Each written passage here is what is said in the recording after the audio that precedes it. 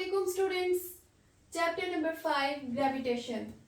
फिर से हम एक नए टॉपिक के साथ हैं, variation of G with altitude. Altitude means height. आज का टॉपिक बहुत ही इंटरेस्टिंग और कॉन्सेप्चुअल होगा और मुझे उम्मीद है कि आप इसको करते हुए इंजॉय भी करेंगे। तो साथ ही आप अपनी रफ कॉपी और पेंसिल ले लें और साथ साथ ही इसको आप समझते जाएं और इक्वेशन वगैरह डिराइव करते रहें। सबसे पहले आपको ड्रॉ करनी होगी एक ड्राइंग जिसमें हम बनाएंगे अर्थ और एक कोई सी भी बॉडी ऑफ मास m जो अर्थ से एक हाफ साइड पर मौजूद होगी। ये जो r है ये है radius of earth. Mass m जो है वो एक हाइट पर मौजूद है। तो और टोटल जो इसकी हाइट बनती है वो है रेडियस ऑफ अर्थ, क्योंकि हम सेंटर ऑफ अर्थ से उसकी हाइट लेते हैं। रेडियस ऑफ अर्थ प्लस वो हाइट जिस पर वो चीज या कोई भी बॉडी जिसको हमने m से किया है कि उसका मास m होगा, वो एक हाइट h पर होगी। मींस टोटल हाइट उसकी r प्लस h होगी।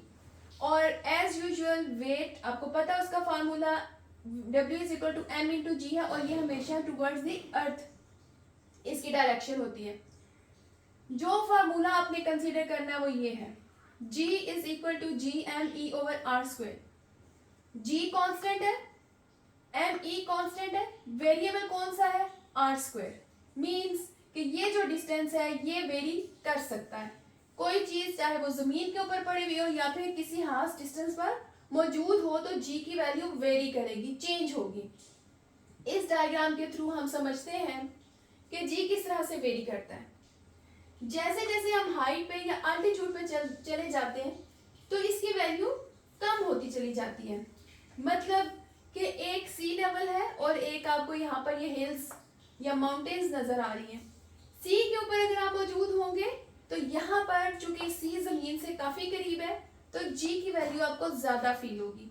लेकिन जैसे ही आप हाइट पे जाएंगे मींस माउंटेन्स पे, तो वहां चूंकि माउंटेन्स जमीन से काफी ऊपर होती हैं, डिस्टेंस बढ़ जाता है आर और एच, ये वैल्यू बढ़ जाती है, जिसकी वजह से हाइट के ऊपर जाकर जो जी की वैल्यू है वो लेस हो जाती है। ये आप यहां से देखें, G is equal to G M E over R square का जो फार्मूला है, आर से यानी रेडियस से हम डिवाइड कर रहे हैं इन वैल्यूज को, और हाली डिवाइड नहीं कर रहे बल्कि उसका स्क्वायर लेके डिवाइड कर रहे हैं। मीन्स के नीचे वाली जो वैल्यू है उसका इनवर्स रिलेशनशिप है। आर इंक्रीज होगा तो जी डिक्रीज होगा, आर डिक्रीज होगा तो जी इंक्रीज होगा। और जब हम स्क्वायर ले लेते हैं तो वो वैल्यू और बड़ी हो जाती है। जब हम बड़ी वैल्यू से ऊपर वाली वैल्यूज को डिवाइड करते हैं तो ओवरऑल आंसर हमारा छोटा आएगा। हम जो फार्मूला यूज करेंगे हाइट के ऊपर जी की वैल्यू को मेजर करने के लिए, तो हम उसके साथ स्मॉल h लिख लेंगे। मीन्स ये शो करने के लिए कि ये हाइट पर हम इस वैल्यू को मेजर करें। तो G H is equal to G M E over R plus H, मतलब कि वो चीज जमीन से एक हाफ हाइट पर मौजूद है। अब एक क्वेश्चन है कि आप अगर एक उस हाइट पर खड़े होते हैं, फॉर एग्जांपल कि ये एच है ये इस आर की इक्वल हो जाए। मीन्स कि आप जो अर्थ का रेडियस है उससे ऊपर जमीन से उतना दूर जाएं कि वो भी अर्थ के रेडियस के इक्वली डिस्टेंस हो। करेंगे कि जी की वैल्यू क्या होगी। वैल्यू का हम आंसर देख लेते हैं कि वो 1/4 होगी, लेकिन उसे कैलकुलेट किस तरह से करें, तो आपने ये कैलकुलेशन मेरे साथ करनी है।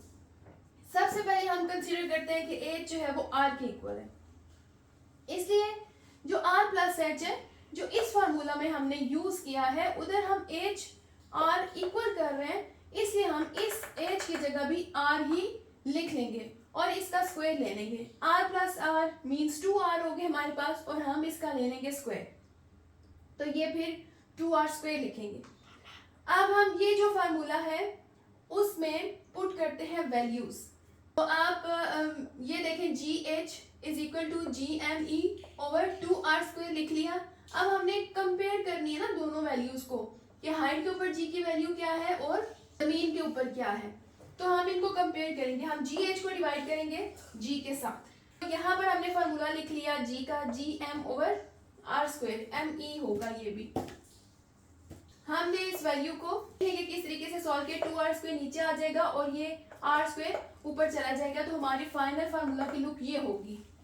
अब आपने देखना है कि कौन कौन सी वैल्यूज कैंसिल हो सकती हैं।